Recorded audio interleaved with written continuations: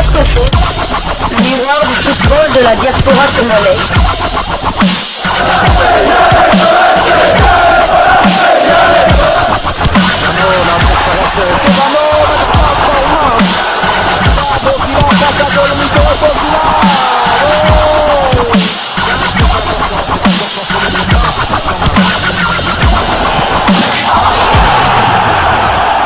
Diasco Foot, le miroir du football de la diaspora congolaise. Vous êtes sur Diasco Foot, le miroir du football de la diaspora congolaise. Diasco Foot vous dit bonjour, tout le plaisir est pour nous de vous retrouver, mais surtout de savoir que vous êtes nombreux en train de suivre votre chaîne YouTube dédiée uniquement aux footballeurs de la diaspora congolaise. C'est l'heure de partager avec vous quelques news que nous avons pu récolter pour vous dans le cadre de cette chaîne YouTube Diasco Foot, parce que nous sommes le miroir du football de la diaspora congolaise. Et pour le numéro d'aujourd'hui, nous allons parler une fois de plus transfert, et nous allons pour cela en Turquie où Beşiktaş se sépare officiellement de Fabrice Ntsakala, l'international congolais. Le latéral gauche congolais Fabrice Ntsakala quitte officiellement la formation de Beşiktaş. Son contrat a été résilié le 1er juillet après 2 saisons au sein de cette formation. L'ancien joueur de Troyes en France, pour rappel, a été mis à l'écart du groupe professionnel au mois de novembre dernier. Le club l'avait annoncé sur son site officiel sans pour autant donner la vraie raison de cette décision. Selon plusieurs sources, le latéral gauche international congolais a été mis de côté pour avoir aimé le post sur Instagram d'un de ses anciens coéquipiers à Alanyaspor, célébrant naturellement la victoire 2-0 de son équipe sur Beşiktaş lors de la 12e journée du championnat, ce qui n'a pas plu à la direction de son club. Pour rappel, l'ancien joueur d'Anderlecht, équipe évoluant en Jupiler Pro League, la première division belge, est arrivé il y a 2 saisons libres en provenance d'Alanyaspor, où il a passé 4 saisons et a conservé bien évidemment les liens d'amitié avec certains de ses anciens coéquipiers. Et oui, le manque de fair play a fait aussi en tout cas ses effets, et l'international congolais Fabrice Ntsakala en a été victime malheureusement. Je ne vois pas ce qu'il y a de scandaleux qu'un joueur puisse saluer le but inscrit par un de ses anciens coéquipiers avec lequel il a eu à garder des liens d'amitié. Je ne crois pas que cela soit un problème, à moins qu'il ait peut-être violé, je ne sais pas moi, les règlements de son équipe. En ce moment-là, on comprendrait qu'il y ait sanction. Donc le contrat résilié. De toute façon, Fabrice Ntsakala n'avait plus retrouvé des terrains depuis en tout cas sa mise à l'écart au mois de novembre dernier. Et j'ose croire, ceci lui permettra aussi de rebondir ailleurs et de poursuivre sa carrière. Pourquoi pas retourner en Belgique, un championnat qu'il connaît plutôt bien, où il pourrait bien évidemment se relancer. Alors Beşiktaş, c'est aussi le club où Jackson Muleka est arrivé, un Congolais qui part, un autre qui le remplace. Jackson Muleka, en provenance du Standard de Liège, a signé pour 5 saisons du côté de Beşiktaş. Et sachez que dans ce club, Jackson Muleka touchera un salaire d'1 million d'euros l'an. Donc bonne chance à lui de ce côté-là. J'imagine qu'en arrivant, il a eu peut-être à avoir une discussion avec Fabrice Ntsakala, histoire de l'aider à mieux s'adapter par rapport aux exigences de ce club. Alors nous allons poursuivre avec ces quelques informations toujours concernant les transferts, et nous allons parler de cet international congolais qui vient finalement de voir le bout du tunnel, mais nous en parlons après cette courte pause. Diasco Foot, le miroir du football de la diaspora congolaise. Enfin, le bout du tunnel pour l'international congolais Joël Kiassoumboua. Ce dernier sort enfin du chômage, renfermé dans la caserne du chômage depuis plus d'un an en tout cas. Le portier international congolais Joël Kiassoumboua s'est enfin trouvé un point de chute. L'ancien joueur de Servette et de FC Wolen a rejoint l'AC Bellinzona, équipe évoluant en 2e division suisse pour une durée d'une saison. Longtemps étiqueté de gardien sans club et pointé du doigt dans les dernières sorties ratées de la RDC en barrage du mondial et en éliminatoire de la Coupe d'Afrique des Nations Côte d'Ivoire 2023. Joël Kasumboa tient une belle opportunité de se relancer et démontrer qu'il a encore des choses à rendre au football. Aujourd'hui, âgé de 30 ans, le natif de Lucerne n'a jamais eu l'occasion de jouer au top club. Ses expériences à Olène, Lugano ainsi que Servette n'ont pas été florissantes.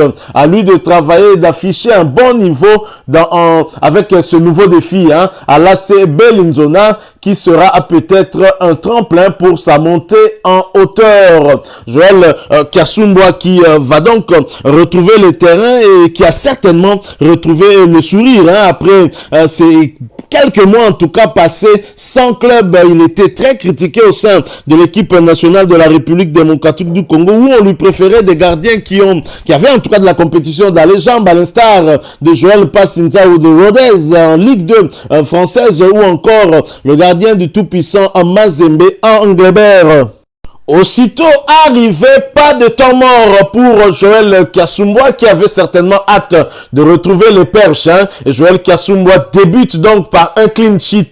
Titularisé pour son premier match sous les couleurs du club de Suisse de deuxième division Bellinzona, Joël Kasumboa a réussi à garder ses cages inviolées face à l'AC Monza, un club de première division italienne. Pour rappel, le gardien congolais s'est engagé pour une saison avec le club suisse. Alors j'espère que cette unique saison va être une opportunité pour lui de prouver à la direction en tout cas de cette équipe et surtout au staff technique qu'il est digne de confiance et qu'il peut poursuivre l'aventure avec ce club qui va certainement chercher au cours de cette saison à monter en première division. Alors ce match amical bien évidemment va booster son moral puisqu'ils ont joué contre Monza qui est une équipe de première division italienne et je crois que c'est de bonne guerre, c'est une très bonne chose pour cet international congolais qui a été longtemps critiqué ici au pays et parfois ces critiques ont frisé en tout cas de l'insulte. Nous on continue en tout cas à l'encourager et nous espérons qu'avec cette signature, quoique ce soit une signature d'une saison, ça va lui permettre de se montrer en tout cas dans des meilleures dispositions avant les prochaines échéances chez les Léopards de la République démocratique du Congo. Alors, nous allons continuer à parler transfert en parlant cette fois-ci d'un autre international congolais qui quitte la Belgique et qui va du côté du golf. Est-ce un bon choix en tous les cas? Nous en parlons après cette courte pause. Diasco Foot, le miroir du football de la diaspora congolaise. Toujours dans le cadre du mercato, Théo Bongonda préfère-t-il le golf plutôt que l'Europe? Parti du KRC Genk depuis la fin de la saison dernière, l'international congolais Théo Bongonda pourrait finalement poser ses valises loin de l'Europe, ce malgré l'envie sérieuse de Glasgow Rangers d'Écosse de le signer. En quoi certaines indiscrétions, l'ancien milieu offensif de Celta Vigo serait en passe de rejoindre Al Ain FC, un choix visiblement économique qui associerait le Léopard au tenant du titre du championnat émirati. C'est clair que si Glasgow Rangers vous sollicite, vous devez quand même être prêt à signer parce que c'est un club de premier plan au niveau du championnat écossais, mais surtout un club qui est régulier aussi en interclub au niveau de l'Europe. Alors si Théo Bongonda zappe un club pareil, un club de renom aussi pour aller du côté des Émirats Arabes Unis, c'est très clairement à cause des finances. Je pense que le joueur veut peut-être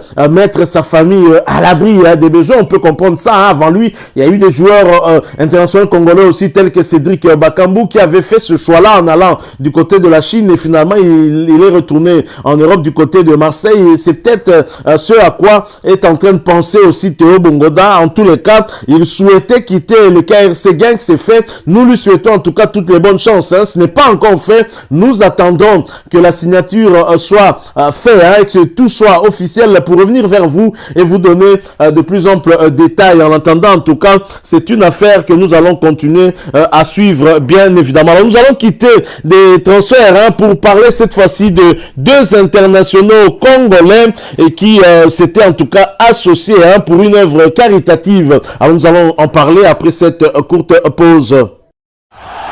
Diasco Foot, le miroir du football de la diaspora congolaise. Distel Zola et Dieu merci Mbokani et le PAM sensibilisent pour une bonne nutrition sportive.